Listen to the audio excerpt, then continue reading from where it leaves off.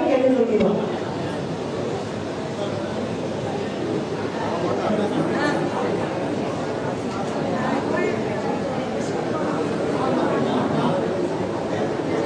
அல்ல அல்ல பொய்யாத அச்சய பாத்திரம்தான் கல்வி, அறிவுரை காட்டும் அற்புத விளக்குதான் கல்வி.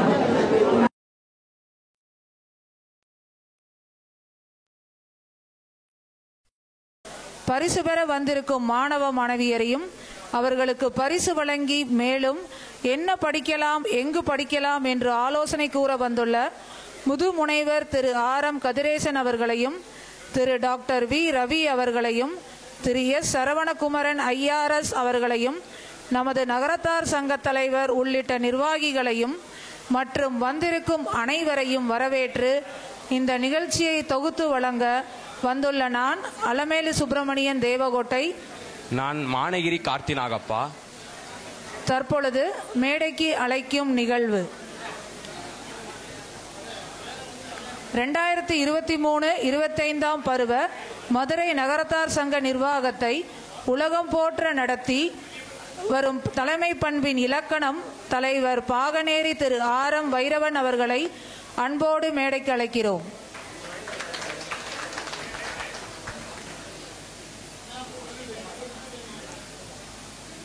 மதுரை நகரத்தார் திருமண தகவல் மையத்தை சிறப்புடன் நடத்தி வரும் நம் மதுரை நகரத்தார் சங்கத்தின் துணைத் தலைவர் தேவகோட்டை திரு ஏ. சொக்கலிங்கம் அவர்களை அன்போடு மேடைக்களிக்கிறேன். மதுரை நகரத்தார் சங்கத்தை திறம்பட நடத்தி வரும் ஆற்றல்மிகு செயலாளர் நாற்றசன் கோட்டை திரு எஸ். சோமசுந்தரம் அவர்களை அன்போடு நிர்வாகத்தோடு இணைந்து சுறுசுறுப்பாக பணி செய்து வரும் நமது இணை செயலாளர் ஆவணிப்பட்டி திரு ஏ. வள்ளியப்பன் அவர்களை மேடைக்கலைக்கிறேன். மதுரை நகரத்தார் சங்கத்தின் பொருள் பெட்டகம் தேவகோட்டை திரு ஏ. லக்ஷ்மணன் அவர்களை அன்போடு மேடைக்கு அழைக்கிறோம்.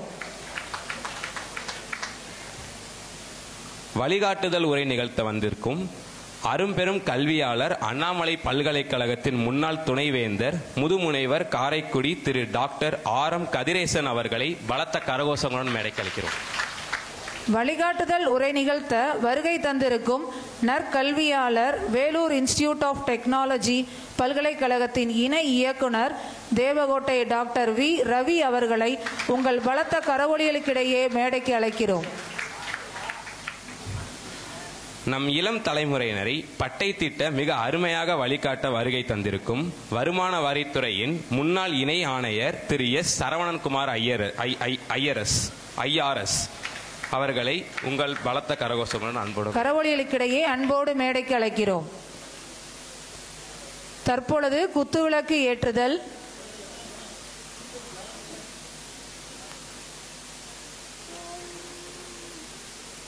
திருமதி மனோன்மணி கண்ணப்பன் அவர்களையும் திருமதி சாந்தி கதிரேசன் அவர்களையும் திருமதி விஷாலாட்சி வைரவன் அவர்களையும் திருமதி மெய்யம்மை சோமசுந்தரம் அவர்களையும் திருமதி டாக்டர் உமா வள்ளியப்பன் அவர்களையும் குத்துவிளக்கு ஏற்ற வருமாறு அன்போடு அழைக்கிறோம்.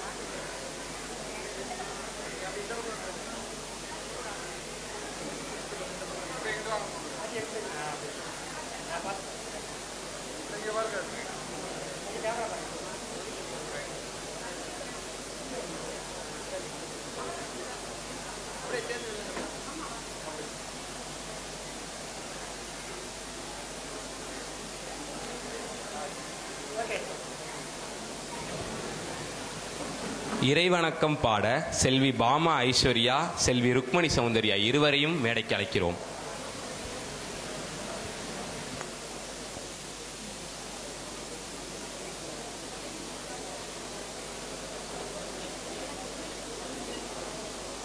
அழைத்தாலும் அக்கணமே வந்தருளும் விநாயகனே. தக்கதோர் தருணமிது மிக்கதோர் துணை செய்ய தயை செய்து வந்திடுவாய், வந்தருள் தந்திடுவாய். காதலாகி கசிந்து கண்ணீர் மல்கி போதுவார் தம்மை நன்னெறி துய்ப்பது வேதம் நான்கெனும் மெய்ப்பொருளாவது நாதன் நாமம் நமச்சிவாயவே.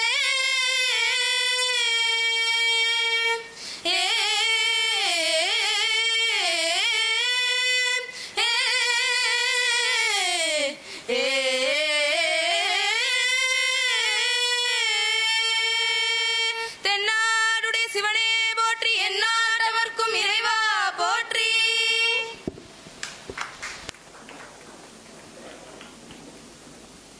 செயலாளர் திரு எஸ் சோமசுந்தரம் அவர்களை அன்போடு அழைக்கிறோம்.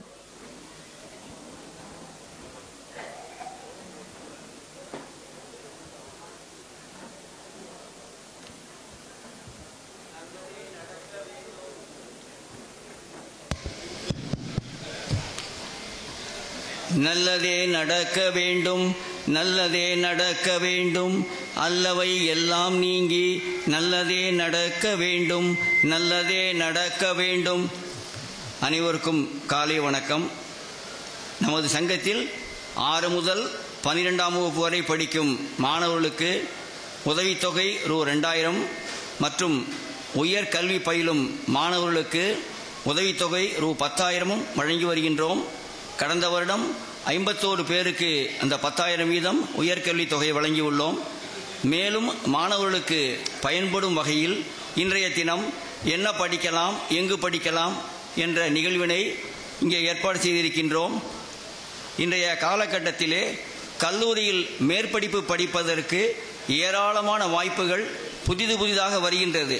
உதாரணத்திற்கு இப்போது அனைவராலும் பேசப்பட்டு வரும் ஏஐ, ஆர்டிஃபிஷியல் இன்டெலிஜென்ஸ், அதை தமிழிலே சொல்ல வேண்டுமானால் செயற்கை நுண்ணறிவு, அதில் பிடெக் ஆர்டிஃபிஷியல் இன்டெலிஜென்சி வந்துள்ளது. இது மாதிரி நிறைய படிப்புகள் புதிதாக வருகின்றது. அதனை அந்த மாணவர்களுக்கு வாய்ப்புகளை மாணவர்களுக்கு வழிகாட்டும் பொருட்டு 3 ஸ்காலர்கள் இங்கே வந்துள்ளார்கள். அவர்களின் துறை சாய்ந்த வாய்ப்புகளை நம் மாணவர்களுக்கு விளக்க உள்ளார்கள். மூவரும் பேசிய பிறகு மாணவர்கள் தங்களின் சந்தேகங்களை அவரிடம் கேட்கலாம்.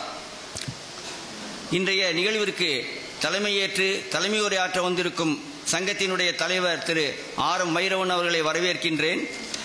வழிகாட்டுதல் உரை வழங்க அண்ணாமலை பல்கலைக்கழக முன்னாள் துணைவேந்தர் டாக்டர் ஆர்.எம். கதிரேசன் அவர்கள் வந்துள்ளார்கள்.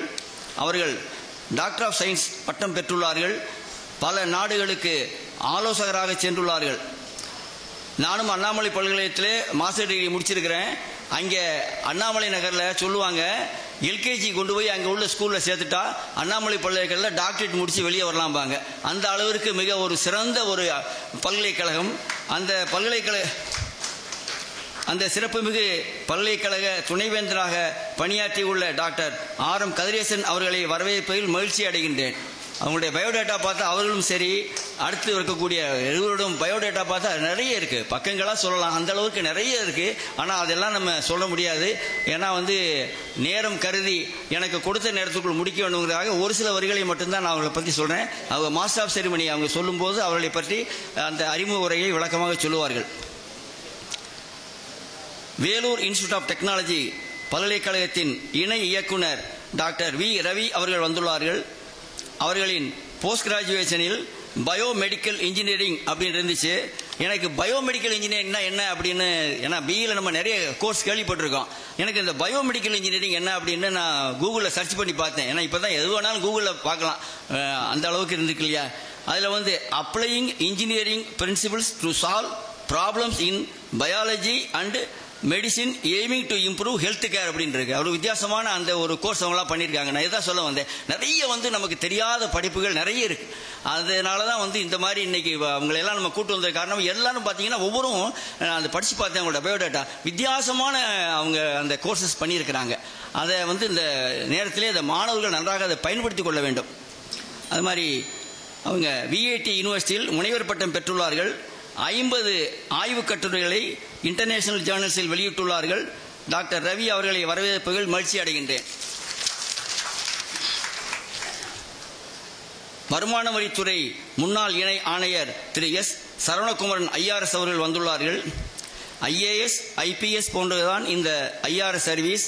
அதில் உள்ள வாய்ப்புகள் பற்றியும் அதற்கான தேர்வினை எதிர்நோக்குவது குறித்தும் விளக்கம் தர உள்ளார்கள். திரு எஸ் சரவணகுமரன் ஐஆர்எஸ் அவர்களை மகிழ்வுடன் வரவேற்கின்றேன். இந்த நிகழ்ச்சிக்கு வந்திருக்கும் நமது மேனாள் தலைவர்கள், இன்னைக்கு பார்த்தீங்கன்னா நம்முடைய சங்கத்தினுடைய மேனாள் தலைவர்கள் என்ன, எங்களுக்கெல்லாம் அவர்கள் வழிகாட்டிகள். அவர்கள் இன்றைக்கு நிறைய பேர் வந்திருக்கிறாங்க. மிக மகிழ்ச்சியாக இருக்கிறது எனக்கு பார்க்கறதுக்கு. மேனாள் தலைவர்கள் இவ்வளவு பேர் வந்திருக்கிறது இன்றைய நிகழ்ச்சிக்கு. அவர்களையும் முன்னாள் நிர்வாகிகளையும் மற்றும் செயற்குழு உறுப்பினர்களையும் வரவேற்கின்றேன். வந்திருக்கும் இளைஞர் சங்கத்தினர், மகளிர் சங்கத்தினர், நகரத்தார் பெருமக்கள், பாராட்டு பெற வந்திருக்கும் மாணவ மாணவிகள், அவர்களின் பெற்றோர்கள் அனைவரையும் வரவேற்கின்றேன். பத்திரிகை ஆசிரியர்கள், புகைப்படம் மற்றும் வீடியோ கலைஞர்களை வரவேற்கின்றேன். நிறைவாக இன்றைய நிகழ்விற்கு மதிய உணவு அளிக்கும் மதுரை வாழ் பாகனேரி நகரத்தார்களையும் வரவேற்கின்றேன். வாய்ப்புக்கு நன்றி கூறி அமர்கிறேன். நன்றி. நன்றி அண்ணன். இப்போது தலைமை உரையாற்ற மதுரை நகரத்தார் சங்க தலைவர் திரு ஆர் எம் வைரவன் அவர்களை அன்போடு மேடைக்கு அழைக்கிறோம். பாகனேரி கண்டெடுத்த மாணிக்கம் அன்பு, பண்பு, பாசம், அறிவு, தலைமை பண்பு இவை அனைத்தையும் ஒன்றிணைத்து வைரவர் அருளால் உருவான வைரம் இவர். தேவகோட்டை சேவுகன் அண்ணாமலை கலைக்கல்லூரியில் இளநிலை பட்டதாரியாக பயிலும் பருவத்திலேயே மாணவர் சங்க செயலாளராக தேர்வு செய்யப்பட்டு தலைமை பண்பு பயின்றவர். இந்திய வங்கியில் 36 ஆண்டுகள் திறம்பட பணி செய்து முதுநிலை மேலாளராக பதவி உயர்வு பெற்றார். இவரது பணிக்காலத்தில் ஒரே வாடிக்கையாளரிடம் 100 கோடிக்கான வைப்பு நிதியை ஒரே காசோலையாக பெற்று அனைவரும் பாராட்டையும் பெற்றவர். 2010-13 பருவத்தில் ஸ்ரீ காசி நகரத்தார் சத்திரத்தில் பொருளாளராக சேவை செய்து செட்டிநாடே பேசும் அளவிற்கு பாராட்டு பெற்றவர். 2019-21 பருவத்தில் மதுரை நகரத்தார் சங்கத்தின் முதுநிலை துணைத் தலைவராகவும் இப்போது தலைவராகவும் பணியாற்றி வரும் இவர் மதுரை திருப்பரங்குன்றம் நகர விடுதியில் உள்ள மரகத விநாயகர் திருக்கோயில் குடமுழுக்கு விழாவை செட்டிநாடே புகழும் வண்ணம் நடத்தினார். இவரது நிர்வாகத்தில் கல்வி உதவித்தொகை வழங்குவதில் நினைத்து பார்க்க முடியாத அளவிற்கு உச்சம் தொட்டுள்ளது. முதியோர் நலன் காக்கும் விழா, முதியோர் உதவித்தொகை, திருமண உதவித்தொகை, நம் மாணவர்களுக்கு தியாகராஜர் பொறியியல் கல்லூரியில் 2 இடம், தியாகராஜர் கலைக்கல்லூரியில் 2 இடம், இளைஞர்களுக்கு உள்நாடு மற்றும் வெளிநாடுகளில் வேலை போன்ற நல்ல பல திட்டங்களை செயல்படுத்தி வரும் இவர் மதுரை நகர விடுதியை உலகத்தரத்திற்கு கொண்டு வந்து நகரத்தார்களின் பாராட்டை பெற்ற நினைவில் மாறா தலைவரை தலைமை உரையாற்ற அன்போடு அழைக்கிறோம்.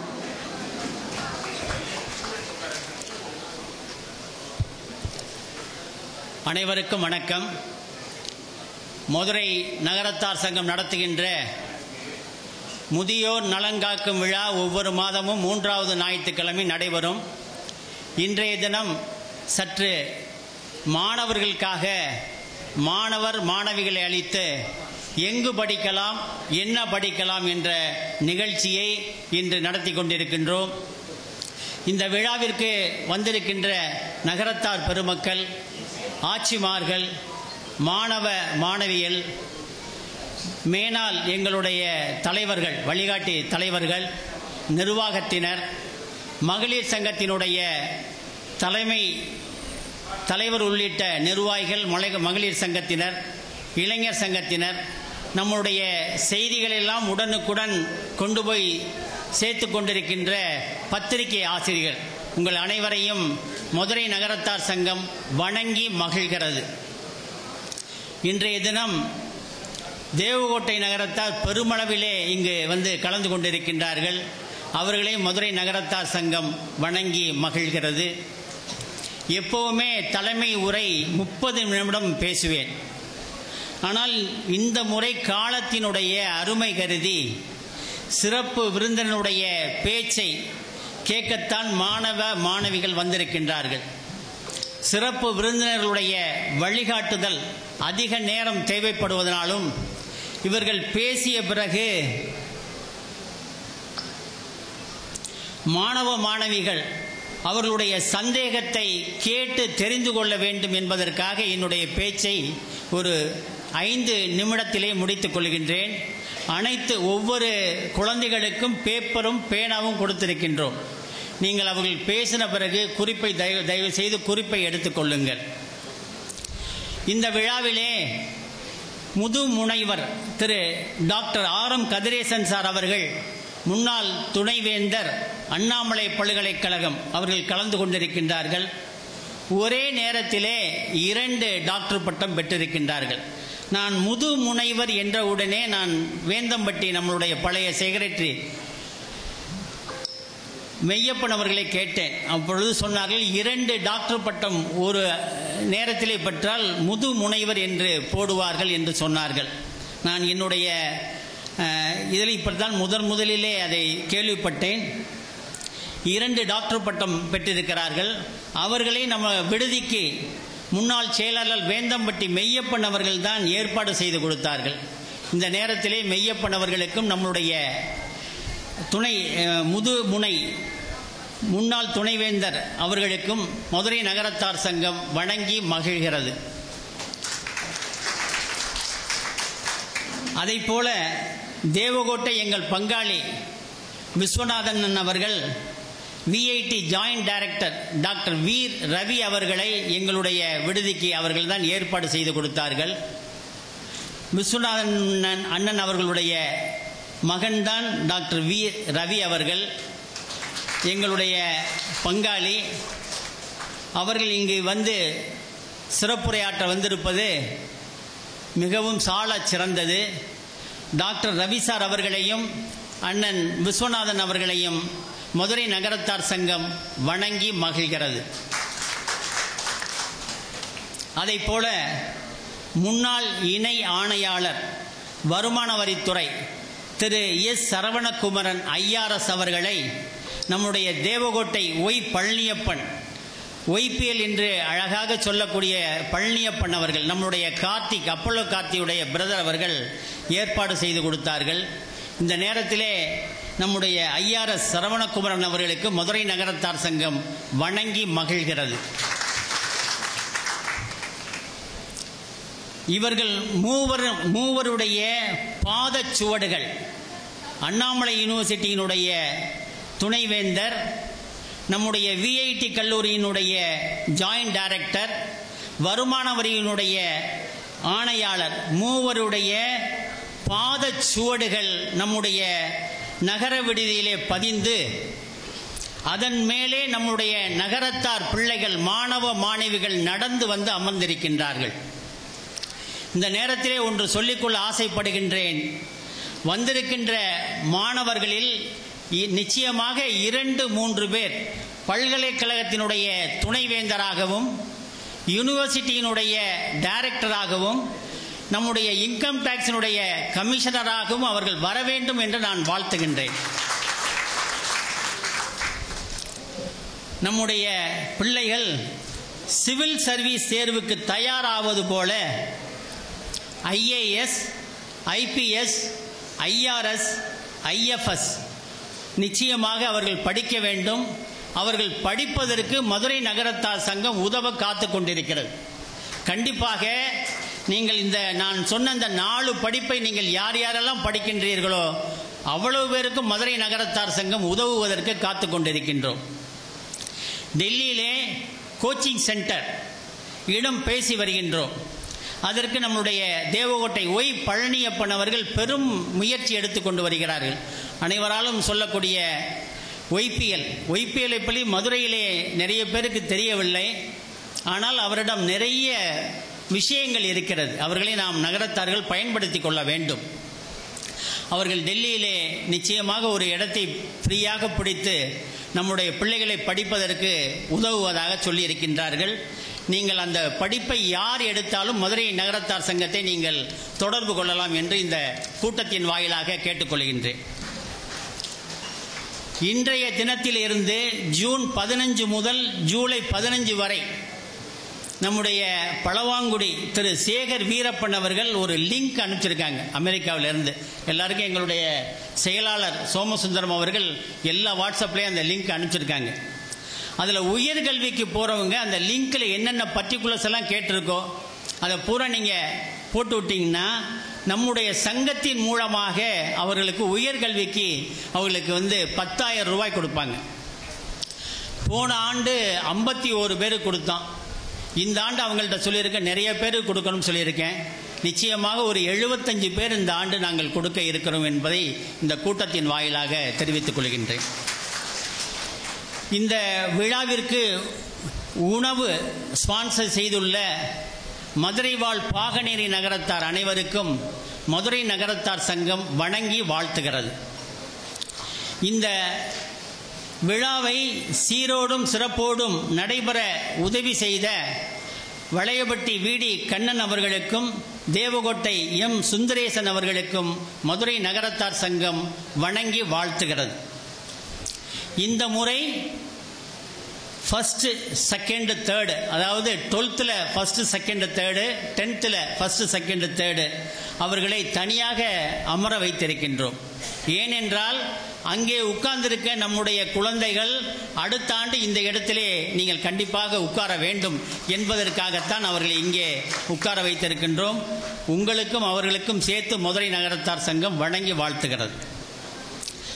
வருகின்ற நம்முடைய 24/6/2025 செவ்வாய்க்கிழமை ஆனி மாதம் 10ஆம் தேதி நம்முடைய போன ஆண்டு திருப்பரங்குன்றத்திலே மரகத விநாயகர் கோவில் கும்பாபிஷேகம் சிறப்பாக நடத்தினோம். அதனுடைய வருடாபிஷேகம் வருகின்ற 24 செவ்வாய்க்கிழமை நடைபெறுகிறது. காலை 8 முதல் நீங்கள் அனைவரும் அதிலே நகரத்தார் பெருமக்கள் எல்லாம் கலந்து கொள்ள வேண்டும் என்று நான் கேட்டுக்கொள்கின்றேன். நானும் அண்ணன் ரவி சாரும் காலையில் டிஃபன் சாப்பிட்டுக்கிட்டு இருந்தோம். அப்பொழுது சொக்கநாதபுரம் எங்களுடைய பழைய தலைவர் துபாய் லேனா அவர்களுடைய அண்ணன் திரு வைரவன் செட்டியார் அவர்கள் வந்தார்கள். அப்போ சொன்னாங்க, நீங்கள் உங்களுடைய பீரியடு ரொம்ப அருமையாக பண்ணிக்கிட்டு இருக்கீங்க. உங்கள் பீரியடு முடிவதற்குள் நான் இந்த சத்திரத்துக்கு நான் ஏதாவது செய்ய வேண்டும், ஒரு 2 லட்சம் ரூபாய்க்குள்ளே ஏதாவது ஒன்று சொல்லுங்கள் அப்படின்னாங்க. ஆனால் நான் இந்த மேலே 2வது மாடியிலே ஒரு 10 ஏசி ரூம் வித் அட்டாச்சோடு கட்டியிருக்கான். தங்குறவங்கெல்லாம் சொன்னாங்க, எங்களுக்கு அதில் டிவி இல்லையே அப்படின்னு சொன்னாங்க. அதனால் கரெக்டாக அவர் சொல்லுவதற்கும் நேற்று அந்த டிவியை பற்றி பேசுவதற்கும் சரியாக இருந்தது. அண்ணன் அந்த ரூமுக்கெல்லாம் டிவி வைக்க வேண்டும் என்று சொன்னேன். உடனே 1,50,000 ரூபாய் இன்றைய தினம் அவர்கள் கொடுப்பதாக இப்பொழுது சொல்லி சென்றார்கள். அதாவது ஒரு தலைமையும் நிர்வாகமும் ஒரு நேர் கோட்டில் சென்றால் நிச்சயமாக கொடுப்பவர்கள் அள்ளி கொடுப்பார்கள் என்பது இந்த சத்திரத்திலே இந்த நிர்வாகத்திலே நாங்கள் கண்ட உண்மை. எனக்கு கொடுத்த நேரம் மிகச் சிறிது. ஏனால் பேசுவதற்கு கல்வியாளர்கள் அதிகமாக இருப்பதால் என்னுடைய பேச்சை இத்துடன் முடித்துக் கொள்கிறேன். நன்றி. தலைமையுரையாற்றிய தலைவர் ஆரம் வைரவன் அவர்களுக்கு நன்றி. இப்போது சிறப்பு விருந்தினர்களுக்கு சிறப்பு செய்தல். அண்ணாமலை பல்கலைக்கழகத்தின் முன்னாள் துணைவேந்தர் முதுமுனைவர் திரு டாக்டர் ஆரம் கதிரேசன் அவர்களுக்கு முன்னாள் தலையில் சால்வை அணிவித்து திரு PLP சொக்கலிங்கம் அவர்கள் நினைவு பரிசு வழங்குவார்கள்.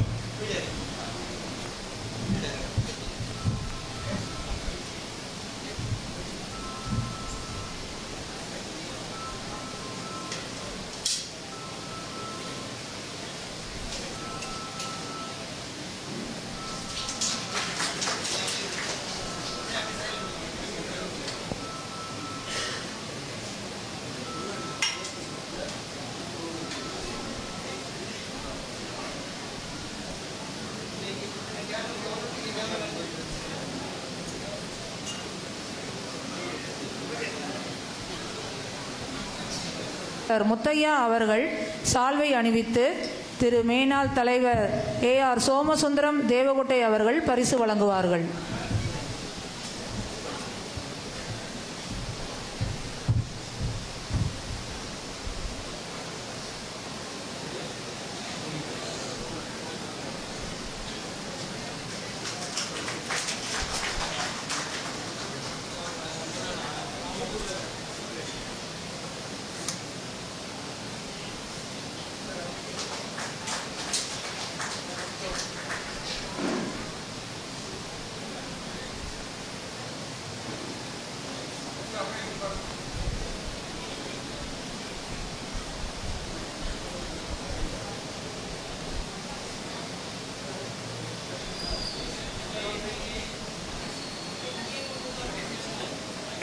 சால்வை அணிவித்து மகளிர் சங்க தலைவி திருமதி விசாலாட்சி அண்ணாமலை அவர்கள் நினைவு பரிசு வழங்குவார்கள்.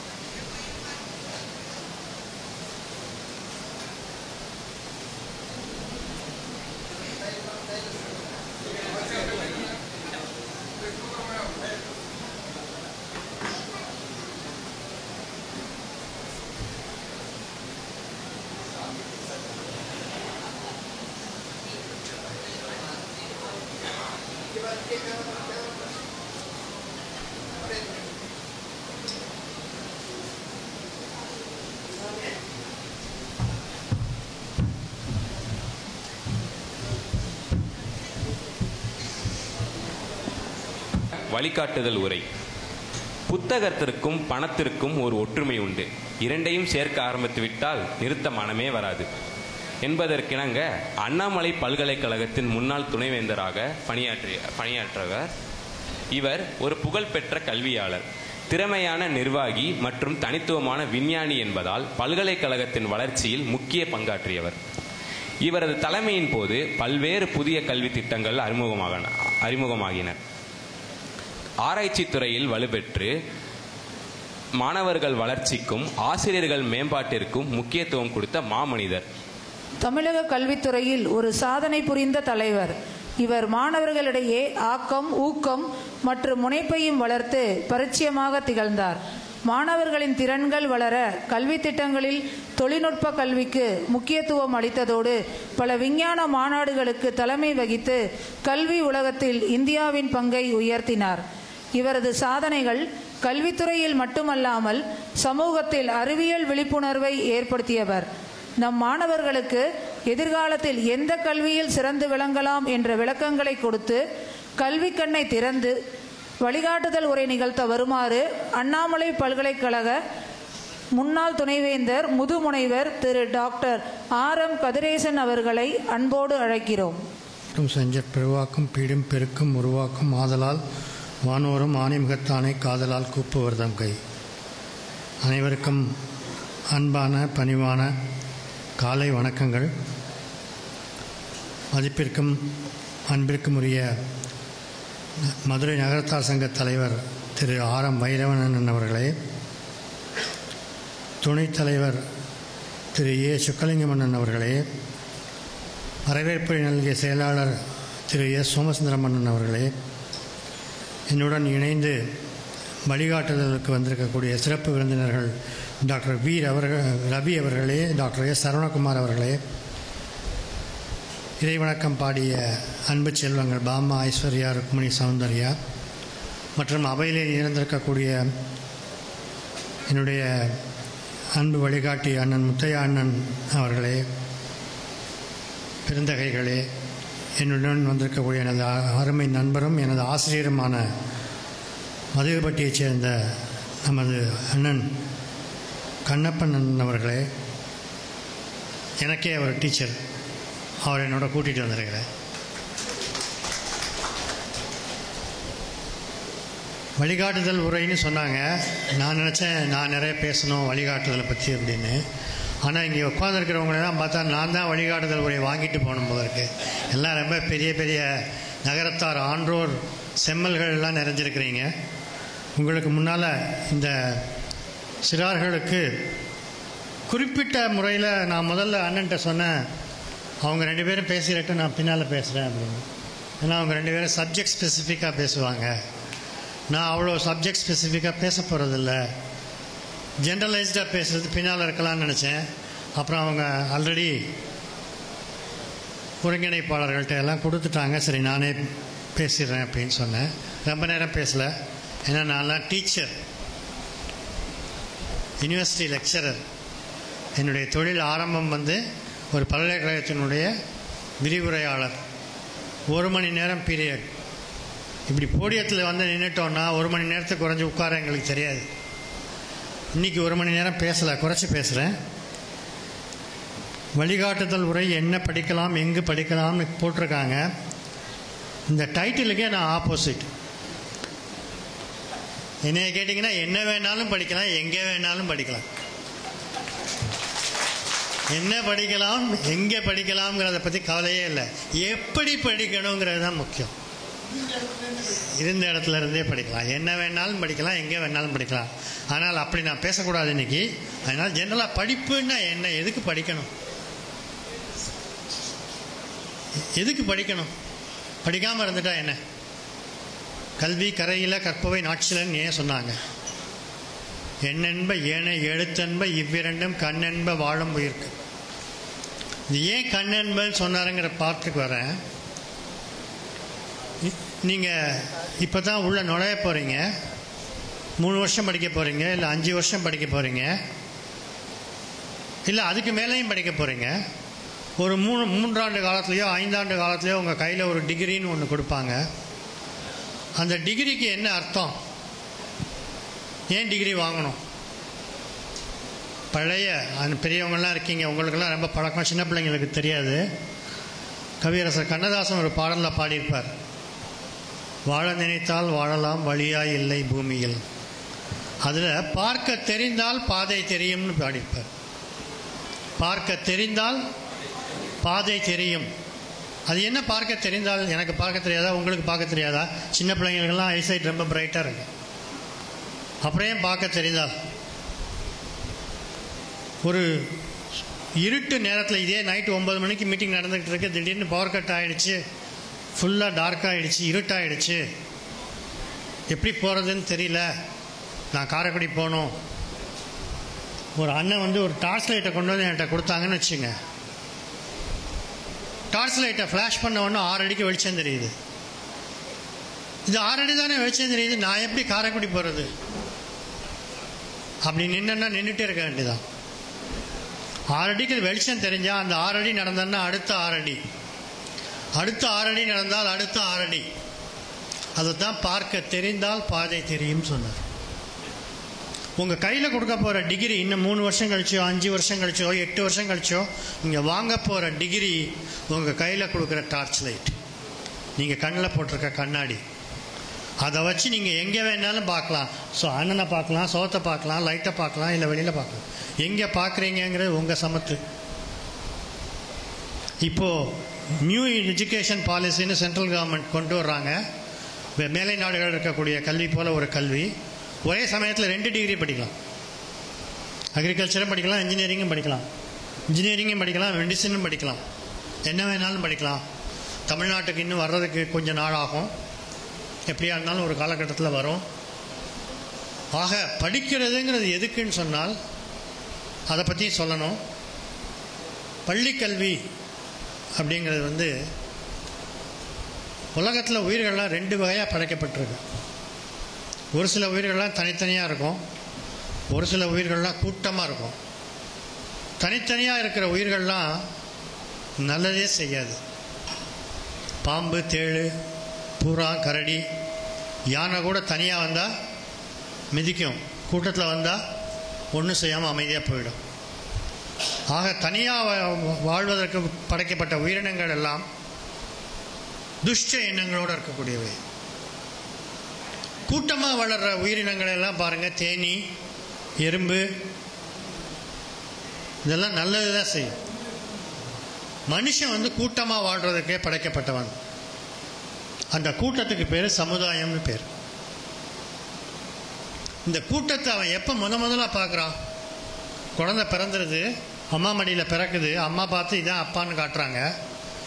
ஆனால் ஒரு சமுதாயத்தை, ஒரு கூட்டத்தை அந்த குழந்தை எப்போ முதலாக பார்க்குதுன்னா ஸ்கூலில் தான் பார்க்குது. ஸ்கூலில் தான் டீச்சர், கூட படிக்கிற ஸ்டூடெண்ட்ஸு, ஹெல்ப் பண்ணுற அசிஸ்டண்ட் ஆயா, ஒரு கூட்டம். அதனால தான் school is the first window through which an individual looks at the சொசைட்டிமா. School is the first window through which the individual looks at the society. வாழ கற்றுக் கொடுக்குற இடம் பள்ளிக்கூடம். அதை பற்றி சொல்லும்போது ஒரு பழைய கதை அடிக்கடி நான் சொல்லுவேன். ஹிஸ்ட்ரி.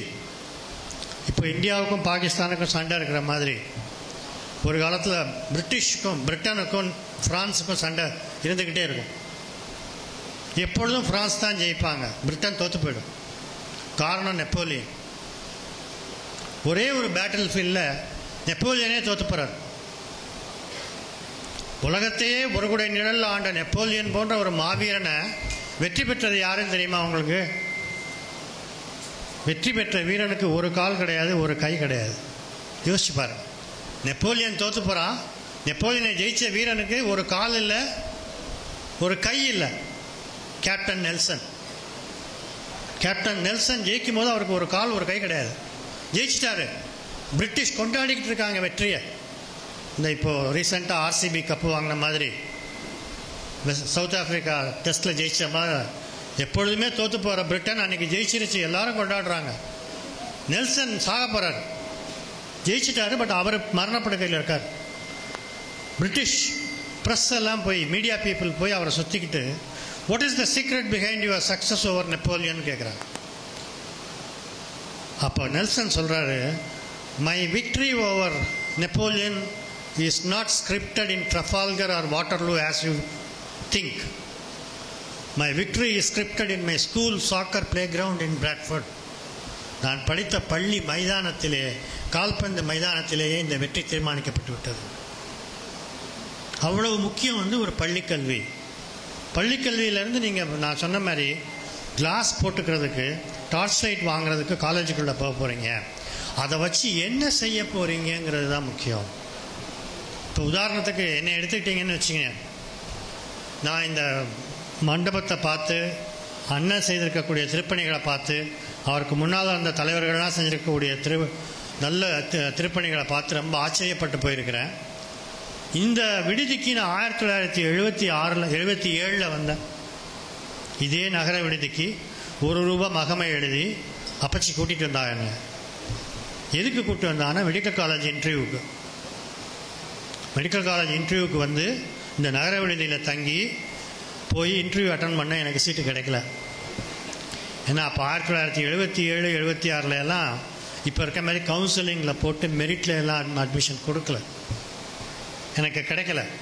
நான் என்னோட படித்த என்னுடைய சில நண்பர்கள்லாம் வந்து டாக்டர் ஆனாங்க. இன்றைக்கும் எனக்கு டாக்டர் ஆகலையேங்கிற ஒரு வருத்தம் உண்டு.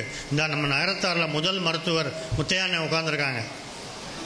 இன்றைக்கும் நான் டாக்டர் ஆகலையேங்கிற வருத்தம் எனக்கு இருந்தாலும், இன்னைக்கு அல்லது ஒரு 8 மாதம் முன்னால் ஒரு மெடிக்கல் காலேஜே டீன் உட்பட அனைவரும் என்கிட்ட ரிப்போர்ட் பண்ணிட்டு இருந்தாங்க. அன்னைக்கு தோத்தேன், அப்புறம் ஜெயிச்சிட்டேன். அன்னைக்கு மெடிக்கல் காலேஜ் அட்மிஷன் கிடைக்காத பொழுது தோற்று போனேன். பட் அதுக்கப்புறம் மெடிக்கல் காலேஜே என்கிட்ட ரிப்போர்ட் பண்ணிச்சு, ஜெயிச்சிட்டேன்.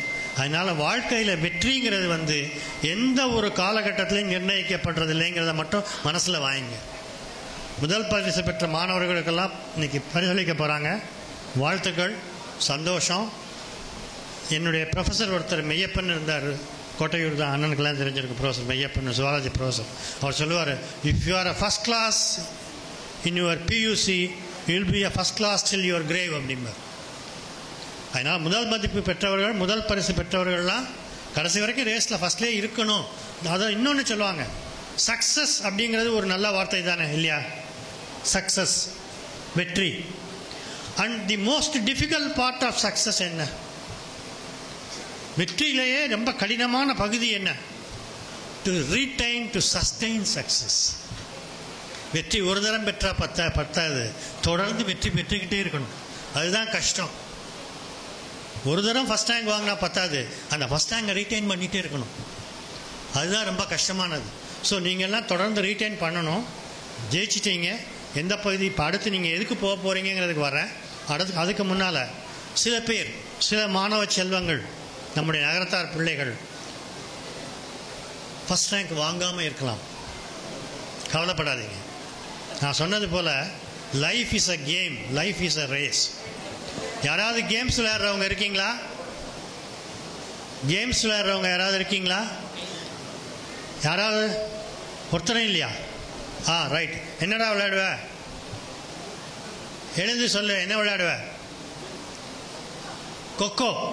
Right, good, be seated. நீ என்னடா? Throw ball. Right, very good, throw ball, good. So throw ball நல்லா விளையாடு சார் அந்த புள்ள, அருமையான பிளேயர், நிச்சயமாக ஜெயிக்கும், நீ ஜெயிச்சிருவடா. ஆனால் ஆப்போனண்ட் டீமை 0ல் வச்சு ஜெயிக்க முடியுமா? ஒவ்வொரு தரமும் எதிரி ஸ்கோரே பண்ணக்கூடாது, நீங்கள் மட்டும் ஜெயிச்சுக்கிட்டே இருக்கணும். முடியுமா? முடியாது. எதிரியும் ஸ்கோர் பண்ணுவான் இல்லையா? அந்த போல் வாழ்க்கைங்கிறது ஒரு கேம்னா, கேமில் ஒரு ஆப்போனண்ட் ஒரு எதிரி, வாழ்க்கையில் பல எதிரி. வாழ்க்கையில் பல எதிரி, அவங்களும் 1 பாயிண்ட் 2 பாயிண்ட் ஸ்கோர் பண்ணுவாங்க, நீங்கள் குறைச்சிருப்பீங்க. அப்படி தான் இப்போ நீங்கள் ஃபஸ்ட்டு மார்க் வாங்காமல் இருக்கீங்க. போக போக நீங்களும் வாங்குவீங்க. அதைத்தான் பார்க்க தெரிந்தால் பாதை தெரியும். ஒருத்தனை உன்னை அறிந்தால் நீ உன்னை அறிந்தால் உலகத்தில் போராடலாம். நான் என்ன தெரிஞ்சுக்கணும் உங்களை பற்றி? உன்னை அறிந்தாலும் என்ன தெரிஞ்சுக்கணும்? என்னைய பற்றி எனக்கு என்ன தெரியணும்? என்னுடைய பலம் என்ன, என்னுடைய பலவீனம் என்ன, what is my strength, what is my weakness, இது ரெண்டும் தெரிஞ்சால் யூ கேன் சக்சீட். அப்படி படித்து நீங்கள் மேலே வரும்பொழுது என்ன பார்ட்டை சூஸ் பண்ணுறது அப்படின்னால், always keep your options open. எப்போவுமே இப்போலாம் வந்து ரீசெண்டாக படிக்கிற பிள்ளைங்களுக்கு ஆப்ஷன்ஸுங்கிறது கொடுக்கலைன்னா பதிலே வராது. ஒரு பையன் உன் பேர் என்னப்பா அப்படின்னா, சார் எனக்கு 4 ஆப்ஷன் கொடுங்க சார்ங்களா. பேருக்கு கூடவா ஆப்ஷன் கொடுக்கணும்? இப்போ ஆப்ஷன் கேட்குறாங்க எல்லாத்துக்கும், ஆப்ஷன்ஸ் கொடுக்கணும். அந்த மாதிரி keep your options open. Try for medicine. Those who have secured very high marks in +2 NET போங்க, நீட் போங்க, எக்ஸாம் அப்பியர் ஆகுங்க, அல்லது ஃபாரின் போங்க, மெடிசின் பண்ணுங்கள். நிறைய பேர் ரஷ்யா போகிறாங்க, சைனா போகிறாங்க, எங்கேயும் போய் ஏதோ மெடிசின் பண்ணிட்டு வர்றாங்க. மெடிசின் நிச்சயமாக definitely it's the best part. நானும் டாக்டராக தான் ஆசைப்பட்டேன்னு ஆரம்பத்தில் சொல்லிட்டேன். But no doubt there are equal and proving options ahead if you can't get into medical faculty. Medical ஃபேக்கல்ட்டிக்குள்ளே போக முடியலன்னா நல்ல ஆப்ஷன்ஸ் இருக்குது. இந்த சார் வந்து பயோமெடிக்கல் இன்ஜினியரிங்னு இருக்கிறாங்க, அதுபோல் ஃபிசியோதெரப்பி, நர்சிங். இப்போ நேற்று கூட ஒரு எளிய வீட்டு குடும்பத்து பிள்ளை வந்து என்னை கேட்டது, நர்சிங் நான் சேரணும். எதுக்குமா? நர்சிங் சேர்ந்து நான் நர்சிங் படிச்சுட்டு ஃபாரின் போகணும் அப்படிங்கிறது. நர்சிங் படிச்சுட்டு தான் ஃபாரின். நர்சிங்க்கும் இப்போ கவுன்சிலிங்கில் இருக்குது, மார்க்ஸ் இருந்தால் தான் கிடைக்கும், இல்லைன்னா இல்லை. அப்போ நான் வந்து என்னுடைய அசிஸ்டண்ட்டை கேட்டுட்டு சொன்னேன், நர்சிங் கிடைச்சா போயிடு, கிடைக்காதுன்னா கவலைப்படாத. அண்ணாமலை யூனிவர்சிட்டியில் வந்து பேச்சுலர் ஆஃப் வொகேஷ்னல் கோர்சஸ்ன்னு இருக்குது. பேச்சுலர் ஆஃப் வொகேஷ்னல் கோர்சஸ், அதில் ஹாஸ்பிட்டல் மேனேஜ்மெண்ட்டுன்னு ஒன்று ஆஃபர் பண்ணுறாங்க. அந்த ஹாஸ்பிட்டல் மேனேஜ்மெண்ட்டில் லாஸ்ட் 4 இயர்ஸில் எத்தனை பேர் படித்தாங்களோ அத்தனை பேருக்கும் வேலை கிடச்சிருச்சு. ஹாஸ்பிட்டல் மேனேஜ்மெண்ட் படிக்கிறவங்களுக்கெல்லாம் டைப்போடு வர்றாங்க, வேலை கிடச்சிருந்து போயிடுறாங்க. ஸோ நர்சிங் கிடைக்கிறதுனா ஹாஸ்பிட்டல் மேனேஜ்மெண்ட் படி அப்படின்னு சொன்னேன். So keep your options open. Medicine படித்தா அடுத்து பிஜி படிக்கணும். ஏன்னா எனக்கு தெரிஞ்சு நான் ஸ்கூல் பையனாக இருக்கும் பொழுது காரைக்குடியில் அப்பாசாமி டாக்டர்னு பக்கத்து வீட்டில் ஒரு டாக்டர், அனந்தபத்மநாபன் ஒரு டாக்டர், 2 பேரும் LMP doctors. LMP legal medical practitioner. அதுக்கப்புறம் MBBS டாக்டர்ஸ் வந்தாங்க. அப்போது என்டையர் செட்டிநாட்டு ஏரியாவுக்கு புதுக்கோட்டையில் ராமச்சந்திரன் ஒரே ஒரு MD அவர் தான். வேறு MD MS பற்றி நாங்கள் கேள்விப்பட்டதே கிடையாது. இப்போது MD MS இல்லைன்னா அந்த டாக்டர் நம்ம டாக்டராகவே மதிக்கிறது இல்லை. யாராவது ஒரு MBBS டாக்டர்கிட்ட போய் கையை நீட்டோமா? இப்போ யாரும் கை நீட்டுறதா எனக்கு தெரியல, அப்படி யாரும் இருக்கிறது இல்லை. So science is always converging and advancing.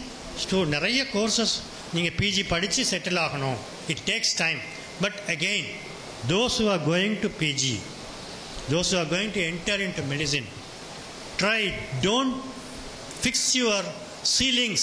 மெடிசனுக்குள்ளே வந்தாச்சு, இனிமேல் நம்ம டாக்டர் தான், இனிமேல் நம்ம வந்து PG படிப்போம் அப்படின்னு வச்சுக்காதீங்க. There is an option called USMLE, United States Medical Legal Entrance.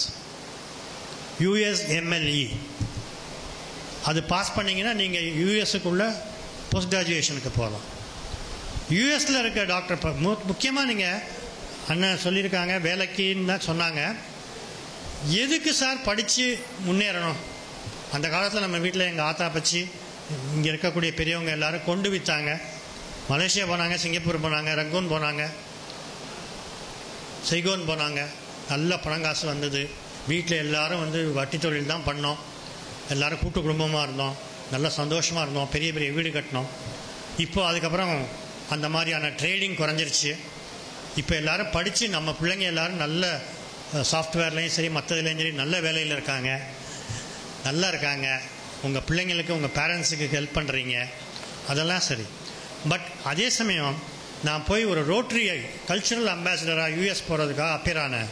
அங்கே புருஷோத்தமன் சொல்லிட்டு ஒரு பெரிய பாஸ்டர் டிஸ்ட்ரிக்ட் கவர்னர் பிடிஜி அவர் பார்த்து சொன்னார், நீ என்னவாயா இருக்க அப்படின்னாரு. நான் லெக்சரராக இருக்கேன் சார். நான் சொல்கிறது 25 வருஷத்துக்கு முன்னாடி. அவர் சொன்னார், உன் ரத்தத்திலே பிஸ்னஸ் இருக்குது, உன் ரத்தத்திலே பிஸ்னஸ் இருக்குது, நீ செட்டியார், நீ ஏன் லெக்சராக வந்து கூலிக்கு மாரடிச்சிட்டு இருக்கிற, நீ போய் பிஸ்னஸை பாரு அப்படின்னாரு. எத்தனை பிள்ளைங்களை வந்து நம்ம ஆண்டர்பிரனர் ஆகிறதுக்கு என்கரேஜ் பண்ணுறோம், எத்தனை பிள்ளைங்களை தொழில் பண்ணுறதுக்கு என்கரேஜ் பண்ணுறோம். படிப்பு முக்கியம், படித்து மேலே வரணும். வசதி வாய்ப்பு இல்லாதவங்களுக்கு, வசதியானவங்க வாய்ப்பு இருக்கிறவங்க ஆண்டர்பிரனர் ஆகலாம், அதுவும் நல்ல தொழில். நான் சொல்கிற போல மெடிசின் போனீங்கன்னா மெடிசினோடு நிறுத்தாதீங்க. Take for example British PLAB test எடுங்க, இல்லை யூஎஸ்எம்எல்ஏ எடுங்க. அங்கே போய் நீங்கள் டாக்டர் ஆனீங்கன்னா எதுக்காக படிக்கிறீங்க? பணத்துக்காக, சம்பாதிக்கிறதுக்காக. இந்தியாவில் சம்பாதிக்கிற டாக்டருக்கும் அமெரிக்காவில் சம்பாதிக்கிற டாக்டருக்கும் வித்தியாசம் இருக்குது. அதனால் எப்போவுமே keep your options never ending and ceilings highly fixed. Look for options.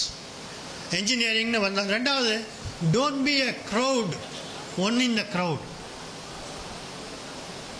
எல்லாரும் இப்போ கேட்டிங்கன்னா ஆர்டிஃபிஷியல் இன்டெலிஜென்ஸ், டேட்டா சயின்ஸ், இதை தவிர அவங்க வாயில் அந்த காலத்தில் நான் படிக்கும்போது என்ன படிக்க போகிறேன்னா எம்பிபிஎஸ் அப்படிம்பா, அதை தவிர வேறு வார்த்தை எங்கள் வாயில் வராது. அதுபோல் இன்றைக்கி எல்லோரும் ஆர்டிஃபிஷியல் இன்டெலிஜென்ஸ்னு சொல்கிறாங்க. ஏஐ அண்ட் டேட்டா சயின்ஸ் மட்டுமே ஓப்பனிங் இல்லை. AI and data science no doubt definitely a good option. But எல்லாரும் அதில் போய் விழுந்தால் அப்புறம் அதுக்கு ஆப்ஷன் இருக்காது.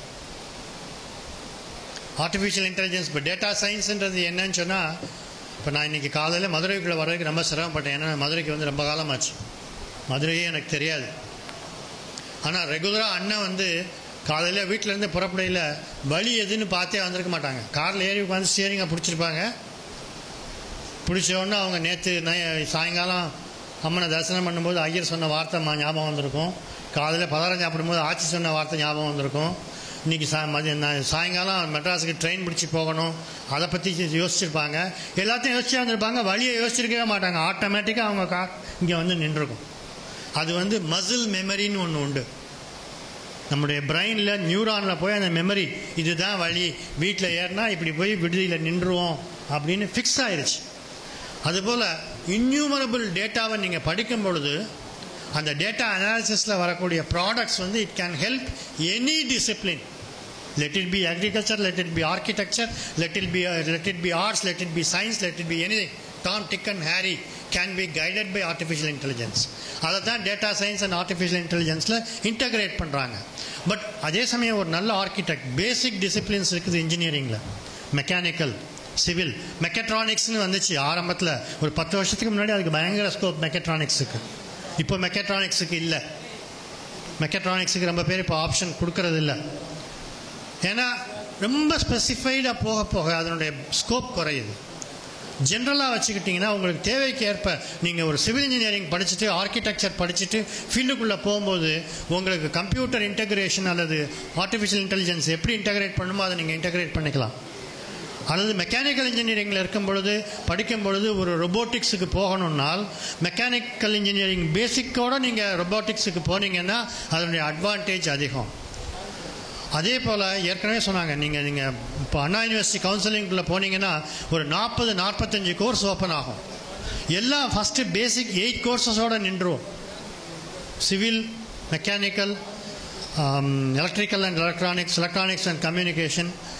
இதுக்கப்புறம் டெக்னாலஜி, பிடெக்குக்கும் பிஇக்கும் வித்தியாசம் இருக்கான்னு பார்த்தா ஒன்றும் பெரிய வித்தியாசம் இல்லை, ரெண்டும் ஒன்று தான். அதே 4 வருஷம் தான் கோர்ஸ் பிடெக். கெமிக்கல் இன்ஜினியரிங்னு சொன்னதை பிடெக்னு சொன்னாங்க. அப்போது வந்து டெக்னாலஜி. இப்போ அனாலிசிஸில் பார்த்தீங்கன்னா இன்ஜினியரிங் அண்ட் டெக்னாலஜின்னு இருக்கும். கெமிக்கல் இன்ஜினியரிங்னா டெக்னாலஜி, இன்ஜினியரிங் பூரா பிஇ, பிடெக், ரெண்டு வேறு வேறு இல்லை. பிடெக்னா டிஇசிஹெச்சில் 4 எழுத்து இருக்குது, அதனால் பிஇ 2 எழுத்தை விட கூட நினச்சிக்காதீங்க. பிடெக்கு ஒன்று தான், பிஇயும் ஒன்று தான். அது இல்லாமல் அக்ரிகல்ச்சர் இருக்குது. இப்போ மெடிசின் பயாலஜி மேஜர் எடுத்தவங்களுக்கெல்லாம் மெடிசின் கிடைக்கலைன்ற பட்சத்தில் நான் அதான் பண்ணேன். எனக்கு மெடிசின் கிடைக்கல, then I chose agriculture without any option. அப்போல்லாம் ஆப்ஷன்லாம் கிடையாது, அக்ரிகல்ச்சர் சூஸ் பண்ணேன். அக்ரிகல்ச்சரில் படிக்க ஆரம்பிக்கும் பொழுது முதல் 2 வருஷம் எனக்கு பிடிக்கவே இல்லை. என்னடா அது, நாற்று நட சொல்கிறாங்க, களை எடுக்க சொல்கிறாங்க, மாட்டுச்சாணி அள்ள சொல்கிறாங்க, இதெல்லாம் நம்ம பண்ணுற வேலையா? எவ்வளோ வீட்டில் பூ போல அப்பச்சி வச்சுருந்தாங்க, 5வது பிள்ளையா, செல்ல பிள்ளையா, சந்தோஷமாக இருந்தேன். இங்கே வந்து எல்லாம் பண்ண சொல்கிறாங்களேன்னு 3வது வருஷம் கொஞ்சம் கொஞ்சமாக பிடிக்க ஆரம்பிச்சிது. 4வது வருஷம் ரொம்ப இன்ட்ரெஸ்ட் ஆனேன்.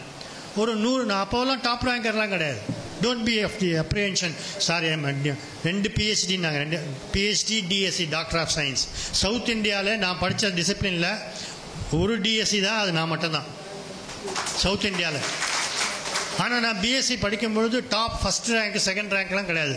100 பையங்க, 110 பையங்களில் முதல் 10 பையனுக்குள்ளே தான் இருந்தேன். மாஸ்டர் ஆஃப் சயின்ஸ் என்னுடைய டிசிப்ளின் எடுத்தேன், அக்ரானமியை சூஸ் பண்ணேன், அதில் டாப் ரேங்க்கில் வந்தேன். அப்புறம் வந்து வாத்தியாராக சேர்ந்தேன். படிக்கணும், வாத்தியாராக இருக்கணும்னா படிக்கணும். இப்போலாம் வாத்தியாருங்க படிக்காமல் இருக்காங்க, அதை பற்றி அது வேறு விஷயம். பட் ஒரு நல்ல வாத்தியாராக இருக்கவன் நிறைய படிக்கணும். 1 மணி நேரம் உங்களுக்கு முன்னால் இப்போ பேசுகிறேனே தவிர, கிளாஸில் போய் நான் 1 ஹவர் பேசணுன்னா 3 மணி நேரம் படிக்கணும். 3 மணி நேரம் படித்தா தான் 1 மணி நேரம் டீச் பண்ண முடியும். அப்போலாம் நிறைய படித்தேன். அதுலேருந்து நான் அதுக்கப்புறம் பிஹெச்டி பண்ணேன். பிஹெச்டி பண்ணதுக்கப்புறம் டாக்டர் ஆஃப் சயின்ஸ். ஆர்ட்ஸ் டிசிப்ளினில் பண்ணிங்கன்னா பிஹெச்டிக்கு மேலே ஒரு டிகிரி வந்து டிலிட். சயின்ஸ் டிசிப்ளினில் பண்ணிங்கன்னா பிஹெச்டிக்கு மேலே doctor of science, DSc, DLitt. இப்போ வந்து இது எல்லாமே கட்டாயத்துக்கு இல்லாமல் விருப்பத்துக்கு பண்ணதுனால டிஎஸ்சி பண்ணேன். கட்டாயத்துக்கு பண்ணணும்னு யாரும் சொல்லலை, அதனால் யாரும் பண்ணலை. ஸோ அக்ரிகல்ச்சரில் படிக்க வரும்போது, அக்ரிகல்ச்சரில் வந்து நாங்கள் 2 இன்ஜினியரிங் கோர்ஸ் படிப்போம். ஹைட்ராலஜி படிப்போம், சர்வே படிப்போம், அதுக்கப்புறம் சோஷியாலஜி படிப்போம், சைக்காலஜி படிப்போம், ஸ்டாட்டிஸ்டிக்ஸ் படிப்போம். இது எல்லாம் படிக்கிறதுனால இப்போ சொன்னாங்க பாருங்கள், IAS, IFS, Indian foreign service, Indian police service, IRS, இது எல்லாத்துக்குமே காம்படிட்டிவ் எக்ஸாமினேஷன்ஸ் யூபிஎஸ்சி அப்பியர் ஆகிறதுக்கு பிஎஸ்சி அக்ரிகல்ச்சர் ரொம்ப ஈஸியாக இருக்கும். பிஎஸ்சி அக்ரிகல்ச்சர் படிச்சிங்கன்னா இத்தனை சப்ஜெக்ட்ஸ் படிக்கிறதுனால யூபிஎஸ்சி போகும்போது ஆப்ஷன்ஸ் சூஸ் பண்ணுறது, ஆப்ஷனல் சூஸ் பண்ணுறது ஈஸியாக இருக்கும். அதனால தான் இந்த ஐஏஎஸ், ஐஎஃப்எஸில் பார்த்தீங்கன்னா நிறைய பேர் பிஎஸ்சி அக்ரிகல்ச்சர் முடிச்சுட்டு வந்திருப்பாங்க. பிஎஸ்சி அக்ரிகல்ச்சர் முடிச்சுட்டா அந்த ஸ்கோப் ஓப்பன் ஆகும். இப்போ இங்கே முதல்லலாம் மெடிசின் ஐஏஎஸ்க்குள்ள அலவுடே இல்லை, இன்ஜினியரிங் அலவுடே இல்லை. இப்போ 2மே அலவுடு. இப்போ டாக்டர்ஸும் வராங்க, இன்ஜினியர்ஸும் வராங்க, ஐஏஎஸ், ஐஎஃப்எஸ். அதாவது உங்களுக்கு படித்து முடிச்சதுக்கப்புறம் என்ன முக்கியம், என்ன வேணும், நான் சொல்லுவேன் அடிக்கடி, நம்ம யூத்துக்கு வந்து டார்கெட் அப்படின்னா டிசெண்டிங் ஆர்டரில் 5, 4, 3, 2, 1 இதுதான் டார்கெட்.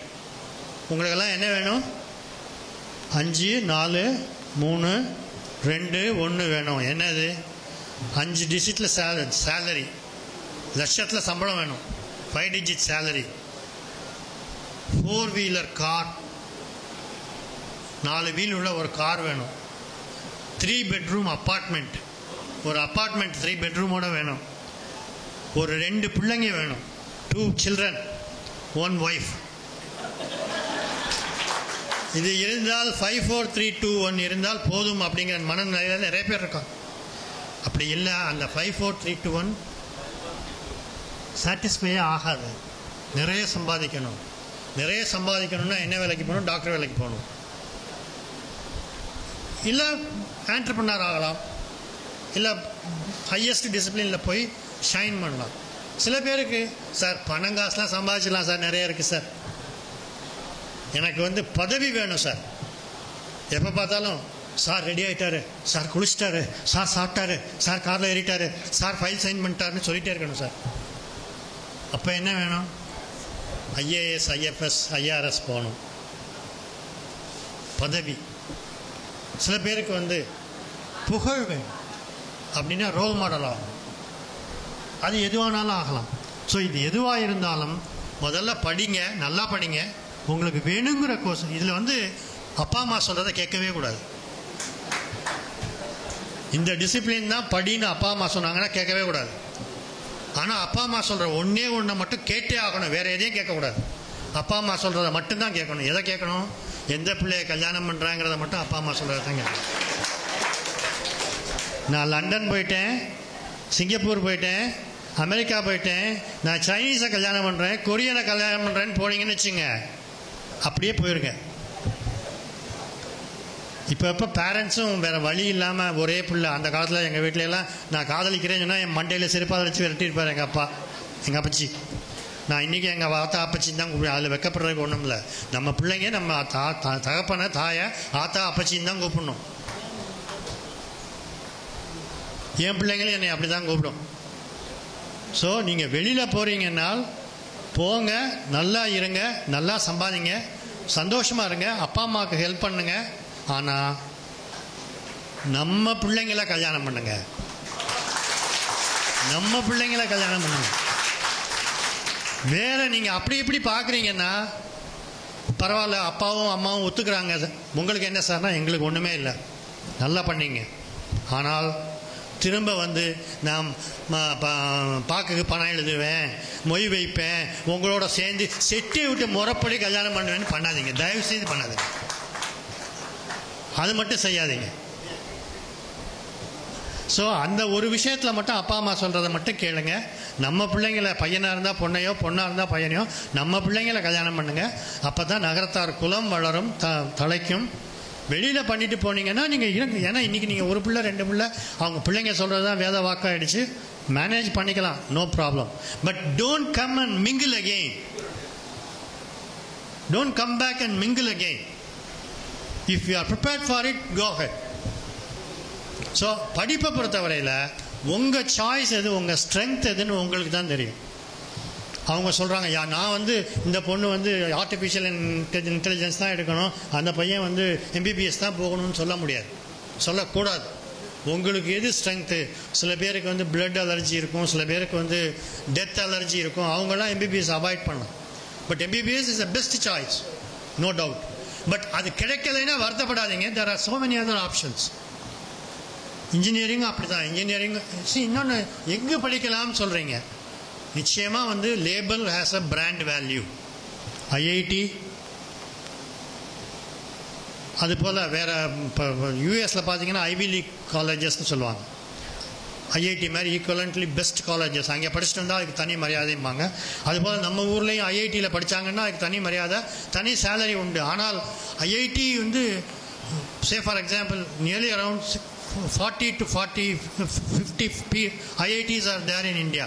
40 50 IIT இருக்கு, 1000 யூனிவர்சிட்டி இருக்கு. 1000 யூனிவர்சிட்டிக்கு கொடுக்குற மாதிரி 2 மடங்கு பணம் 40 IITக்கு கொடுக்குது கவர்மெண்ட். 1000 யூனிவர்சிட்டிக்கு கொடுக்குற மாதிரி 2 மடங்கு பணம் 40 50 IITக்கு மட்டும் கொடுக்குறாங்க. அப்போ அது நல்லா தானே சார் இருக்கணும்? அது எப்படி சார் நல்லா இல்லாமல் இருக்கும்? நல்லா தான் இருக்கணும். முடிஞ்சால் உள்ளே போங்க, படிங்க. பட் நான் ஒன்று சொல்கிறேன். இப்போது சந்திராயன் 3 கேள்விப்பட்டிருப்பீங்க எல்லாரும் இல்லையா? சந்திராயன் 3 சக்ஸஸ் ஆன உடனே எல்லாரும் இந்தியாவை அப்ரிஷியேட் பண்ணாங்க. ஏன்னா இவ்வளோ ஒரு சாதாரணமான நாடு, சந்திரனுடைய தென்கோடியில் போய் யாருமே கால் வைக்காத இடத்துல கால் வச்சு இறங்கிட்டாங்க அப்படின்னு இல்லையா? ரைட். அதில் ஒரு வாரம் கழித்து வாஷிங்டன் போஸ்ட்னு அமெரிக்காவில் வர்ற ஒரு பத்திரிகை, அந்த பத்திரிகையில் ஒரு தலையங்கம் எழுதினாங்க, எடிட்டோரியல், சந்திராயன் 3 பற்றி. அவன் எழுதின ஒரு பேராகிராஃபை மட்டும் உங்கள்கிட்ட திருப்பி சொல்கிறேன். India is definitely poised to become a super power soon. The reason being, நான் அப்புறம் தமிழில் சொல்கிறேன். The reason being, the project team of Chandrayaan 3, Washington Post can see many people wearing traditional attire like saris and strings of jasmine flower on their head. So the workforce of Chandrayaan 3 is from rural India, not from urban India. And there are so much of rural power in rural India, youth power in rural India. So the country is definitely poised to become superpower. Veera Muthuvelnu project leader, Chandrayaan 3 oda project leader வீர முத்துவேல் வந்து ஐஐடியில் படிக்கலை sir. ஐஐடியில் படிக்கல sir. அவர் ஒரு பெரிய பணம் கொடுத்து படிக்கிற ப்ரைவேட் காலேஜில் படிக்கல சார். அவர் சாதாரண ஏழுமலை பாலிடெக்னிக்னு ஒரு பாலிடெக்னிக் காலேஜில் விழுப்புரத்தில் படித்தார் சார். அவர் அதுக்கப்புறம் வந்து அவர் அண்ணா யூனிவர்சிட்டியில் பிஇ படித்தார், எம்இ படித்தார், மேலே வந்தார். அதுபோல் அவன் வாஷிங்டன் போஸ்ட் என்ன எழுதுறான்னா, இந்தியா நிச்சயமாக வந்து ஒரு வல்லரசு நாடு ஆகும். ஏன்னால் சந்திராயன் 3ல வேலை பார்த்தவங்கெல்லாம் ஐஐடியிலையோ ஐஏஎஸ்சிலையோ படித்த குதிரை கொம்பு முளைச்ச பெரிய விஞ்ஞானிகள் இல்லை. அவங்கெல்லாம் வந்து சாதாரணமாக சேலை கட்டிட்டு தலையில் மல்லிகைப்பூ வச்சுட்டு இருக்க பொம்பளை பிள்ளைங்க நிறைய பேரை நான் அங்கே பார்த்தேன். அதனால அவங்கெல்லாம் ரூரல் இந்தியாவிலேருந்து ஒரு யூத் பவர். அதனால இந்தியாவில் ரூரல் யூத் பவர் நிறையவே இருக்குது. சீக்கிரமாக சூப்பர் பவர் ஆகும். இது எதுக்கு சொல்கிறேன்னா, ஐஐடியில் படிச்சுட்டு ஐஏஎஸ்சியில் படிச்சுட்டு மைக்ரோசாஃப்ட்டுக்கும் கூகுளுக்கும் குள்ளா தூக்குற பேகு தூக்குற கும்பல் தான் நிறைய இருக்கே தவிர கவர்மெண்ட் ஆஃப் இந்தியாவுக்கு வந்து சர்வ் பண்ணுறவங்க நிறைய பேர் இல்லை. கவர்மெண்ட் ஆஃப் இந்தியாவுக்கு சர்வ் பண்ணுறதெல்லாம் சாதாரண காலேஜில் படிச்சு, எந்த காலேஜில் படிக்கிறோங்கிறது முக்கியமே இல்லை. எங்கே வேணாலும் படிக்கலாம். நீங்கள் எப்படி படிக்கிறீங்க? நான் வந்து டிஎன்ஏயூவில் படிக்கல சார், அக்ரிகல்ச்சரில். நான் அண்ணாமலையில் தான் படித்தேன். அண்ணாமலையில் படிச்சுட்டு பின்னால் தமிழ்நாடு அக்ரிகல்ச்சர் யூனிவர்சிட்டிக்கு மேனேஜ்மெண்ட் போர்டு சிண்டிகேட் சார் வந்து முத்தையா சார் வந்து சிண்டிகேட் அண்ணாமலையில் இருந்தாங்க. அதுபோல் சிண்டிகேட் ஆஃப் தமிழ்நாடு அக்ரிகல்ச்சர் யூனிவர்சிட்டிக்கு கவர்னர் நாமினேட் பண்ணார் ஒரு சயின்டிஸ்ட். தமிழ்நாடு வேளாண்மை பல்கலைக்கழகத்துக்கு ஒரு சயின்டிஸ்ட் கவர்னர் நாமினேட் பண்றாரு. அந்த சயின்டிஸ்ட் அண்ணாமலை பல்கலைக்கழகத்தில் படித்த நான் தான். வேளாண்மை பல்கலைக்கழகத்தில் படித்த யாரும் இல்லை. ஸோ எங்கே படிக்கிறோங்கிறது முக்கியமே இல்லை, என்ன படிக்கிறோங்கிறது எப்படி படிக்கிறோங்கிறது முக்கியம். எங்கே வேணாலும் படிக்கலாம், எங்கேயெல்லாம் ஆப்ஷன்ஸ் இருக்கோ அங்கேயெல்லாம். அதுக்காக நான் வந்து மட்டம் தட்டி ஐஐடிக்கு போகாதீங்கன்னு சொல்லலை. ஐஐடிக்கு போயிட்டீங்கன்னா நான் சொன்ன மாதிரி முதல் step for ahead, go ahead. But ஐஐடிக்கு போகாதவங்க ஐஐடிக்கு போக முடியலையேன்னு வருத்தப்படாதீங்க. எம்பிபிஎஸ் கிடைக்காதவங்க எம்பிபிஎஸ் கிடைக்கலையேன்னு வருத்தப்படாதீங்க. தைரியமாக எங்கே வேணாலும் போகலாம். ஸோ ஆர்ட்ஸ் டிசிப்ளின் இப்போ நீங்கள் ஃபாரினில் பார்த்தீங்கன்னா லிபரல் ஆர்ட்ஸ் அதுதான் ரொம்ப பாப்புலர் டிசிப்ளின்ஸ். எக்கனாமிக்ஸும் லாங்குவேஜஸும் அட்மிஷனே கிடைக்காது. லிபரல் ஆர்ட்ஸ் தான் most demanded discipline. For example, இப்போ நாங்கள் அண்ணாமலை பல்கலைக்கழகத்தில் மியூசிக்னு ஒரு ஃபேக்கல்ட்டி இருக்குது, ஃபைன் ஆர்ட்ஸ் அப்படின்னு. அந்த ஃபேக்கல்ட்டி யாரும் சாதாரண நம்மளாம் திரும்பியே பார்க்க மாட்டோம். ஏன்னா எனக்கெல்லாம் பாட தெரியாது, நான் பாடினா யாரும் கேட்க மாட்டாங்க. அதனால் பட் நல்லா பாட தெரிஞ்சவங்களும் வருவாங்க போவாங்க ரொம்ப ஒரு. ஆனால் அமெரிக்காவில் நான் சின்ன பார்த்தீங்களா ஐவி லீக் யூனிவர்சிட்டிஸ்னு, அதில் ப்ரௌன் யூனிவர்சிட்டின்னு ஒரு யூனிவர்சிட்டி அண்ணனுக்கெல்லாம் தெரியும். சாதாரணமாக இந்தியாவில் கூட எம்பிபிஎஸ் படிச்சிடலாம். அமெரிக்காவில் கிராஜுவேஷன் இல்லாமல் மெடிசன் ஸ்கூலுக்குள்ளே போகவே முடியாது. கிராஜுவேஷன் இருந்தால் தான் மெடிசன் ஸ்கூலுக்குள்ளே போகலாம். ஆனால் அமெரிக்காவில் டைரெக்டாக மெடிக்கல் ஸ்கூலுக்குள்ளே, அதுவும் ஐவி லீக் யூனிவர்சிட்டியான ப்ரௌன் யூனிவர்சிட்டியில் அட்மிஷன் கிடச்சி படிச்சுக்கிட்டு இருக்க பொண்ணு 3 வருஷம், ஒரு பொண்ணு 3 வருஷம் படிச்சுட்டு அதனுடைய இன்ட்ரெஸ்ட் வந்து மியூசிக்கில் வந்து ஃபுல் பிரைட் ஸ்காலர்ஷிப்னு ரொம்ப ப்ரெஸ்டீஜியஸ் ஸ்காலர்ஷிப். அந்த ஸ்காலர்ஷிப்புக்கு அப்ளை பண்ணி ஸ்காலர்ஷிப்பை வாங்கி இந்தியாவில் போய் நான் மியூசிக்கில் கர்நாடிக் மியூசிக்கை தேவாரத்துக்கு இன்ஃப்யூஸ் பண்ணி ரிசர்ச் பண்ணுவேன்னு சொல்லி 1 வருஷம் ஃபுல் பிரைட் ஃபெலோஷிப்பில் மெடிசின் படிக்கிறத விட்டுட்டு வந்து அண்ணாமலை யூனிவர்சிட்டியில் கர்நாடிக் மியூசிக் அண்ட் தேவாரம்னு ரிசர்ச் பண்ணிட்டு திரும்பி போயிருக்கு. ஆக எந்த டிசிப்ளின்லையும் இம்பார்ட்டன்ஸ் நிச்சயமாக இருக்குது. எதுவுமே மங்காது, ஆர்ட்ஸ் மங்காது. இப்போ சயின்ஸ்ன்னு எடுத்துட்டிங்கன்னு வச்சுங்க, chemistry, physics, botany, zoology, basic disciplines. இந்த சிஎஸ்ஐஆர் அப்படின்னு ஒன்று கேள்விப்பட்டீங்க, central for scientific industrial research. சிஎஸ்ஐஆர்லேருந்து வருஷம் பட்னாகர் அவார்டுன்னு ஒரு அவார்டு கொடுப்பாங்க, டாப் மோஸ்ட் சயின்டிஃபிக் அவார்டு. இதுலேயும் பாலிடிக்ஸ் உண்டு, இந்த அவார்ட்லேயும் பாலிடிக்ஸ் உண்டு. சிஎஸ்ஐஆரை தவிர வேறு எவனுக்கும் அவன் அவார்டே கொடுக்க மாட்டான், சுட்டு போட்டாலும் கொடுக்க மாட்டான். நீங்கள் வேணால் சேலஞ்ச் பண்ணுங்கள், யாராவது வாங்குறாங்களான்னு பார்ப்போம். எந்த யூனிவர்சிட்டிலேருந்து வாங்க முடியாது. ஒன்று ஐஐடியில் இருக்கணும், இல்லை ஐஏஎஸ்சியில் இருக்கணும், இல்லை சிஎஸ்ஐஆர் இன்ஸ்டியூட்டில் வேலை பார்க்கணும். அப்போ தான் பட்னாகர் அவார்டு, இல்லைன்னா இல்லை. தலைகீழ என்னாலும் பட்னாகர் அவார்டு வாங்க முடியாது.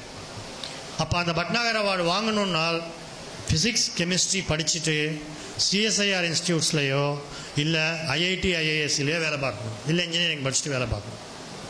ஸோ இப்படி ஒன்றுக்கும் ஒரு க்ரீன் பேஸ்டர் இருந்துக்கிட்டே இருக்குது. இன்ஜினியரிங்க்கு க்ரீன் பேஸ்டர் இருக்குது, என்றைக்கும் மங்காது. மெடிசனுக்கு இட்ஸ் ஆல்வேஸ் க்ரீன் பேஸ்டர். அது இல்லாமல் நான் சொன்ன மாதிரி எமர்ஜிங் ஃபீல்ட்ஸ் போனீங்கன்னா, இப்போது அமெரிக்காவிலே ஹையஸ்ட் பெய்டு ஜாப் யாருன்னு கேட்டிங்கன்னா லாயர்ஸ் தான். இந்தியாவில் யாராவது லா படிக்கணும்னு தைரியமாக இப்போ வர்றாங்களா? அமெரிக்காவில் ஹையஸ்ட் பெய்டு ஜாப் வந்து லாயர்ஸ், அடுத்தது ஆடிட்டர்ஸ். ஆடிட்டிங் இங்கே கொஞ்சம் கொஞ்சம் பிக்கப் ஆகிட்டுருக்கு. இப்போ நிறைய பிள்ளைங்க பிகாம் படிக்கிறாங்க, காமர்ஸ் படிக்கிறாங்க, ஏசிசிஏ, சிஏ ஆர் சிபிஏ ஏதோ ஒன்று கம்ப்ளீட் பண்ணி நல்ல ஆடிட்டர்ஸ் ஆகிறாங்க. அதுபோல் ஒரு ஃபீல்டுக்கும் ஒரு டிசிப்ளினுக்கும் green pastures are there everywhere. So you have to keep your options open. I am not going to continue further because I have taken much of your time. The other two experts are here. They will share their experience. And if anyone is interested in interacting, I will be happy to interact you. கடைசியாக ஒன்று சொல்கிறேன், எல்லாத்துக்கும் மேலே மதுரையிலிருந்து பேசும்பொழுது பரம்பொருள் மண்கலம் கவிழ்ந்த போது வைத்து அடுக்குவார், வெண்கலம் கவிழ்ந்த போது வேணுமென்று பேணுவார், நன்கலம் கவிழ்ந்த போது நாருமென்று போடுவார், எண்கலந்து நின்ற மாயம் என்ன மாயம் ஈசனே. எதுவாக இருந்தாலும் இறுதியில் நான் சொன்னது போல் 5 3 4 3 2 1, அதுக்கப்புறம் பட்டம், பதவி, புகழ், பணம் எதுவாக இருந்தாலும் கடைசியில் நம் தேடுவது இறையருள். இறையரோட மனசில் வச்சுக்கிட்டு எப்போ எப்படி படித்தாலும் என்ன செஞ்சாலும், பணம் சம்பாதிச்சாலும் புகழ் சம்பாதிச்சாலும் என்ன சம்பாதிச்சாலும் 4 பேருக்கு நல்லது செய்யணுன்றதை மட்டும் மனசில் வச்சுக்கணும். 4 பேருக்கு நல்லது செய்கிறது தான் இறை தொண்டு. மதுரையில் மீனாட்சி இன்னைக்கு தரிசனம் உங்களால் எனக்கு கிடச்சிது, அண்ணனால் எனக்கு கிடச்சிது, சந்தோஷம். என்னை இங்கே அழைத்ததுக்கு ரொம்ப நன்றி. நான் இன்னும் ப்ரிப்பேர்டாக இப்படி தான் பேசணும், இந்தந்த டிசிப்ளின்ஸை பற்றியெல்லாம் பிள்ளைங்களுக்கு எக்ஸாம்பிள் கொடுக்கணுன்ட்டு வரல. Just I wanted to share my thoughts. Thank you all. If you have any, because Annamalai University is a university with 10 disciplines, 10 faculties: agriculture, arts, science, engineering, education, Indian languages, medicine, dentistry எல்லாமே இருக்காங்க. அங்கே wise சான்சலராக இருந்ததுனால எல்லா டிசிப்ளினையும் எனக்கு கொஞ்சம் கொஞ்சம் தெரியும். I am jack of all arts but master of none. So நீங்கள் ஏதாவது அட்மிஷன்ஸ் பற்றி அல்லது கேரியர் பற்றி கேட்கணும்னு சொன்னால் I will be ready to answer. Wish you all good luck. Thank you. பார்க்க தெரிந்தால் பாதை தெரிவிக்கலாம் என்பதில் எப்படி படிக்கலாம் என்பதுதான் முக்கியம் என்பதை மிக அழகாக புரிய வைத்தார்கள். If you taste success in your life விளக்கியதற்கு மிக்க நன்றி அண்ணன். சார் ஒன்று சொன்னாங்க, வாழ கற்றுக் கொடுப்பது பள்ளின்னு. அவன் இன்ஜினியரு, அவன் டாக்டர்னு சொல்கிறத விட இவன் நல்லவேன்னு சொல்கிறது ஸ்கூல் தான். நல்லவேன்னு சொல்ல வைக்கிறது ஸ்கூல் தான். ரொம்ப அழகாக சொன்னீங்க. Thanks for your speech. அடுத்ததாக தேவகோட்டையில் பிறந்த வைரவன் கோவில் வாத்தெடுத்த முத்து. இவர் இளநிலை பொறியாளர் படிப்பை சென்னை பல்கலைக்கழகத்திலும் முதுநிலை பொறியாளர் படிப்பை கிண்டி பொறியியல் கல்லூரியிலும் படித்து வேலூர் இன்ஸ்டிடியூட் ஆஃப் டெக்னாலஜி பல்கலைக்கழகத்தில் முனைவர் பட்டமும் பெற்றார். இவர் பிஎஸ்டி காலேஜ் ஆஃப் டெக்னாலஜியில் ப்ராஜெக்ட் இன்ஜினியராகவும், டிசிஎஸ்ஸில் ஐடி இன்ஜினியராகவும், காலின் ஏரோஸ்பேஸ் பெங்களூர் மற்றும் மைக்ரோசிப் டெக்னாலஜியில் சீனியர் இன்ஜினியராகவும் பணி செய்து பின்பு வேலூர் இன்ஸ்டிடியூட் ஆஃப் டெக்னாலஜியில் இணை இயக்குநராகவும் பணி செய்தார். புகழ்பெற்ற 50 ஆராய்ச்சி கட்டுரைகளை எழுதி இதழாக வெளியிட்டு தனி முத்திரை பதித்துள்ளார். நம் மாணவர்களுக்கு எதிர்காலத்தில் எந்த துறையில் கால் பதித்தால் சிறந்து விளங்கலாம் என்பதை சொல்லி வழிகாட்டுதல் உரை வழங்குமாறு டாக்டர் வி ரவி அவர்களை அன்புடன் கேட்டுக்கொள்கிறேன்.